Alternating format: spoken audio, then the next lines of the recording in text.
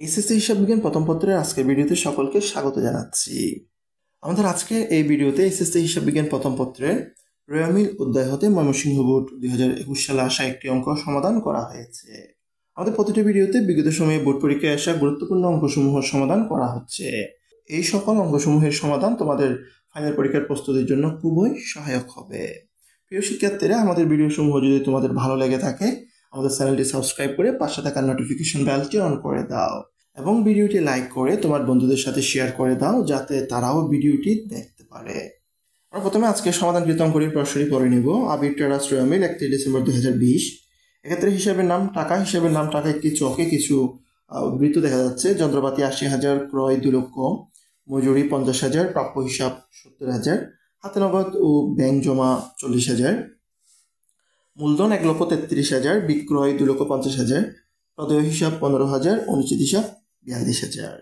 Debit পয়সা যোগ করে 4,40,000, ক্রেডিট পয়সা যোগ করে 4,40,000। তবে এই রয়ামিলটাতেও একটি অনুচিত হিসাব রয়েছে, অর্থাৎ রয়ামিলের কিছু ভুল আছে। অন্যান্য তথ্যের মধ্যে যে ভুলগুলো হয়েছে সেগুলো দেখানো হয়েছে। পণ্য ক্রয় 2,000 টাকা, ভুল ক্রমে ক্রয় হিসেবে 4,000 টাকা লিপিবদ্ধ হয়েছে। পণ্য ক্রয় করা হয়েছে 2,000 টাকা, কিন্তু ভুল করে ক্রয় হিসেবে 4,000 লেখা হয়েছে। এরপরে 2 নম্বরটি হচ্ছে যন্ত্রপাতি সংস্থাপন ব্যয় 5,000 টাকা মজুরির অন্তর্ভুক্ত হয়েছে। 3 নম্বর হচ্ছে প্রাপ্য হিসাব আদায় 10,000 টাকা, ভুল ক্রমে প্রাপ্য হিসেবে ডেবিট করা হয়েছে। আর 4 নম্বর হচ্ছে পণ্য বিক্রয় 28,000 টাকা, ভুলে বিক্রয় হিসেবে 8,000 টাকা লেখা হয়েছে। 4টি ভুল রয়েছে। এরপরে ক খ গ 3টি কাজ করতে বলা হয়েছে। ক নম্বর কাজটি হচ্ছে নীতিগত ভুলের পরিমাণ নির্ণয় করো। খ নম্বর কাজটি হচ্ছে ভুলগুলোর জন্য সংশোধনী জাবেদা দাখিলা প্রদান করো। আর গ নম্বর কাজটি হচ্ছে উপরোক্ত তথ্যের ভিত্তিতে সংশোধিত রয়ামিল প্রস্তুত করো। এই 3টি কাজ করতে হবে। প্রথমে ক নম্বর কাজটি সম্পন্ন করা হয়েছে। এটি হচ্ছে নীতিগত ভুলের পরিমাণ নির্ণয় করা। আমাদের এখানে যে 4টি ভুল রয়েছে, এই 4টি ভুলের মধ্যে একটি ভুল হচ্ছে নীতিগত ভুল এবং সেটি হচ্ছে 2 নম্বর ভুলটা। যন্ত্রপাতি সংস্থাপন ব্যয় 5,000 টাকা মজুরির অন্তর্ভুক্ত রয়েছে। যন্ত্রপাতি সংস্থাপন ব্যয় যে 5,000 টাকা মজুরির অন্তর্ভুক্ত রয়েছে এটি একটি নীতিগত ভুল, কারণ যন্ত্রপাতি সংস্থাপন ব্যয় এটা যন্ত্রপাতির সাথে যোগ করতে হবে, অর্থাৎ এটি যন্ত্রপাতিতে অন্তর্ভুক্ত হবে।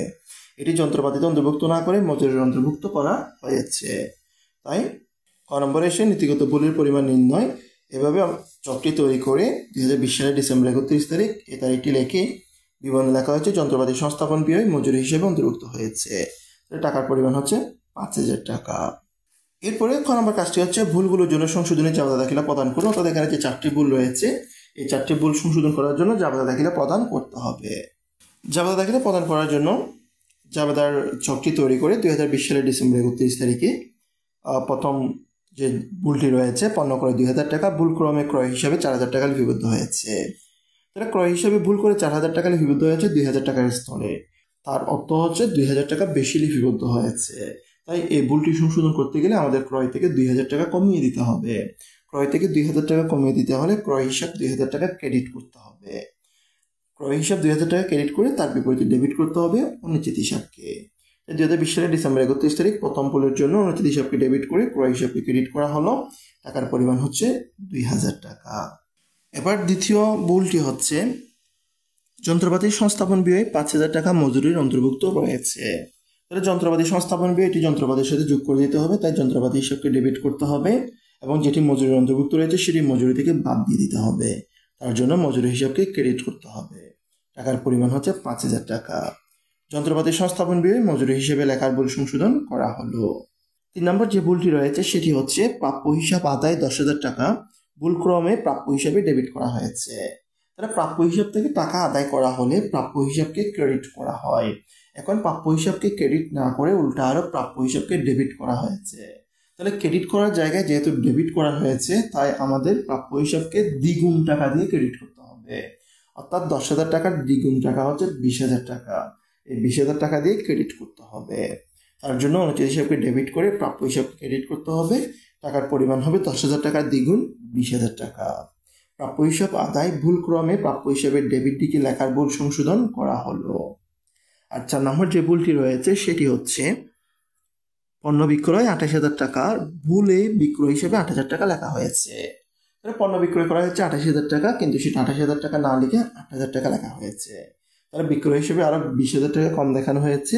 তাই বিক্রয় হিসাব ক্রেডিট হবে 20,000, তার বিপরীতে ডেবিট হবে অনুচিত হিসাব। টাকার পরিমাণ হবে 20,000 টাকা। বিক্রয় হিসেবে লেখার ভুল সংশোধন করা হলো। আমাদের খ নম্বরে 4টা ভুলের জন্য সংশোধনী জাবেদা দাখিলা দেওয়া দরকার ছিল, আমরা 4টাই সংশোধনী জাবেদা দাখিলা প্রদান করেছি। এবার চলে যাব গ নম্বর কাজে। গ নম্বর কাজটি হচ্ছে আরবিট্রাসের একটি সংশোধিত রেমিল তৈরি করা। আরবিট্রাস সংশোধিত রেমিল 31 ডিসেম্বর 2020 এই শিরোনামে একটি রেমিল তৈরি করার জন্য চক তৈরি করা হয়েছে। এরপরে এখানে যে 4টি ভুল রয়েছে, এই 4টি ভুল আমাদের যে হিসাবগুলোর সাথে সম্পর্কিত এগুলোর সাথে সমন্বয় করে দিতে হবে। অর্থাৎ যেটি বাড়ানোর দরকার সেটি যোগ করে দিতে হবে, আর যে ক্ষেত্রে কমানোর দরকার সেটি বিয়োগ করে দিতে হবে। প্রথমে তার ডেবিট পাশের আইটেমগুলো লিখে ফেলা হয়েছে। এখানে প্রথমে ডেবিট পাশে যন্ত্রপাতি রয়েছে, সেটি এক নম্বর ক্রমিকে লেখা হয়েছে 80,000 টাকা। সেটার সাথে 5,000 টাকা যেটি যন্ত্রপাতি সংস্থাপন ব্যয় মজুরিতে অন্তর্ভুক্ত ছিল সেটি যন্ত্রপাতির সাথে যোগ করে দিতে হবে। এটি আবার মজুরি থেকে বাদ দিয়ে দিতে হবে। তাহলে 80,000 টাকার সাথে 5,000 টাকা যোগ করলে 85,000 টাকা। এরপরে ক্রয়, আমাদের প্রশ্নে 2 লক্ষ টাকা ছিল। ক্রয়ের মধ্যে 2,000 টাকা বেশি দেখানো হয়েছিল, অর্থাৎ 2,000 টাকার জায়গায় 4,000 টাকা দেখানো হয়েছিল। তাই অতিরিক্ত যে 2,000 টাকা দেখানো হয়েছিল সেটি 2 লক্ষ টাকা থেকে বাদ যাবে। 2 লক্ষ টাকা থেকে 2,000 টাকা বাদ গেলে আরও 1,98,000 টাকা থাকবে। এরপরে মজুরি, আমাদের প্রশ্নে 50,000 টাকা রয়েছে, যেটি সংস্থাপন ব্যয় মজুরির মধ্যে অন্তর্ভুক্ত হচ্ছে 5,000 টাকা, এটা বাদ দিয়ে ফেলতে হবে। 50,000 টাকা থেকে 5,000 টাকা বাদ গেলে আর 45,000 টাকা থাকবে। এরপরে হচ্ছে প্রাপ্য হিসাব, 70,000 টাকার প্রশ্নে আছে।